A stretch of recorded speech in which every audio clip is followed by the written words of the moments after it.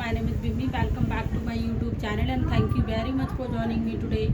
Today's topic is what is the PP sample and PP sample बनाते समय हमें किन किन चीज़ों का बेसिकली ध्यान रखना चाहिए।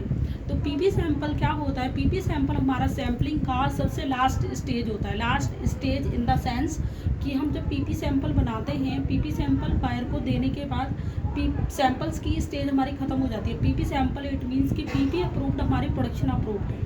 आप PP अप्रूव्ड होने के बाद हम अपनी प्रोडक्शन स्टार्ट कर सकते हैं। तो सैम्पलिंग का जो सबसे लास्ट स्टेज होता है वो PP सैंपल होता है। PP सैंपल पर ही हमारी सारी प्रोडक्शन डिपेंड होती है। तो PP सैंपल को बनाते समय किन किन चीज़ों का ध्यान रखना चाहिए वो मैं आपको बताती हूँ। तो PP सैंपल क्या होता है? PP सैंपल की फुल फॉर्म होती है प्री प्रोडक्शन सैंपल, ठीक है। और PP सैंपल हमारा प्रोडक्शन जो स्टार्ट होता है, लाइक कोई सैंपल है जैसे कि कोई ड्रेस है, तो ड्रेस में बेसिकली हमारा क्या फैब्रिक लग रहा है, क्या एसेसरीज लग रही है, क्या मेजरमेंट फॉलो हो रहा है, सारी चीज़ें हम बल्क की लेते हैं।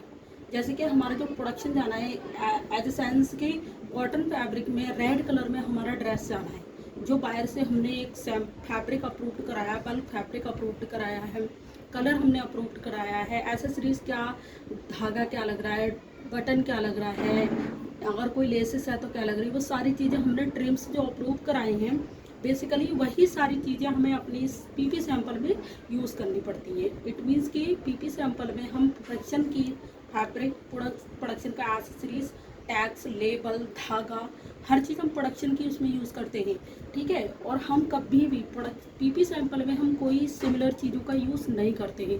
PP अप्रूव्ड मीन्स होता है कि आपको प्रोडक्शन की अप्रूवल मिल गई है और उसके अकॉर्डिंग आप PP सैंपल जो आपका अप्रूव है उसके हिसाब से आप अपनी प्रोडक्शन स्टार्ट कर सकते हैं। तो PP में कभी भी कोई भी मर्चेंडाइजर ये गलती ना करे कि मैं सिमिलर कोई चीज़ यूज़ कर लूँ, लाइक धागा यूज़ कर लूँ, लाइक बटन यूज़ कर लूँ, या फिर कोई लेबल्स है, मैन लेबल है, कि सोचे कि मैन लेबल यूज़ कर लेती हूँ।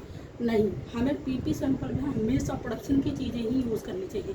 अदरवाइज़ अगर हमारे पास वो चीज़ें अवेलेबल नहीं है या फिर हमारा स्टॉक आने में टाइम लग रहा है, तो हम पहले क्या करेंगे, बायर को एक मेल डाल देते हैं कि हमारा प्रोडक्शन का ये चीज़ आ रहा है, अभी आने में 1-2 दिन लगेगा, तो क्या मैं ये जो मेरा लेबल है पुराने स्टॉक का या मेरी कोई रिपीट ऑर्डर है, तो उसका लेबल अगर मैं लेके यूज़ कर सकती हूँ सैंपल में। अगर बायर एग्री कर देता है कि ठीक है आप यूज़ कर सकते हैं, तो प्रोडक्शन में लगा अपने PP सैंपल में वो चीज़ यूज़ कर सकते हो। First you have to approve with the wire, labels है, धागा है, बटन है, एवरीथिंग आप पहले बायर को मेल डाल के उसकी अप्रूवल लेंगे, देन उसके बाद आप PP सैंपल में यूज़ करेंगे।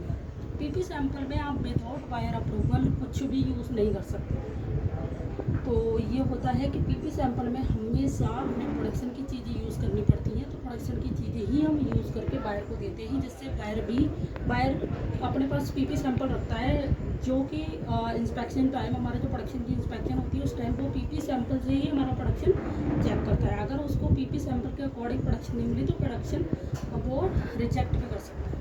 तो कभी भी कोई भी मर्चेंडाइजर ये गलती नहीं करती कि प्रोडक्शन में कुछ और देंगे और PP में कुछ और देंगे। तो हमेशा एक अच्छा मर्चेंडाइजर को ये चीज़ याद रखनी चाहिए कि PP सैंपल में हमेशा हर चीज़, हर मटेरियल अपना बल्क का यूज़ करना चाहिए, ठीक है। तो मैं आशा करती हूँ कि आपको मेरे सारे PP सैंपल्स के क्वेश्चन और डाउट्स क्लियर हो गए होंगे। और अगर आपको अभी भी कोई डाउट है तो प्लीज़ आप मुझे कमेंट करें, मैं वो चीज़ आपको विस्तार से एक्सप्लेन करूँगी और आपके डाउट्स सारे क्लियर करूँगी। आगे मैं आपको नेक्स्ट सैम्पलिंग में हमारी बहुत सारी चीज़ें बची हुई हैं, वो मैं आपको डिस्क्राइब करूँगी। TOP सैंपल क्या होते हैं, SMS सैंपल क्या होते हैं और प्रोडक्शन सैंपल क्या होता है, सारी चीज़ें मैं आपको डिस्क्राइब करूँगी।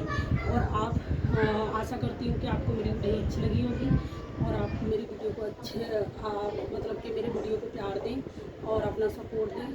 ज़्यादा से ज़्यादा लाइक एंड शेयर करें और सब्सक्राइब करें मेरे चैनल को, जिससे कि आगे के आने वाले अपडेट आपको मिलते रहें। आपको मेरे साथ बने रहने के लिए थैंक यू।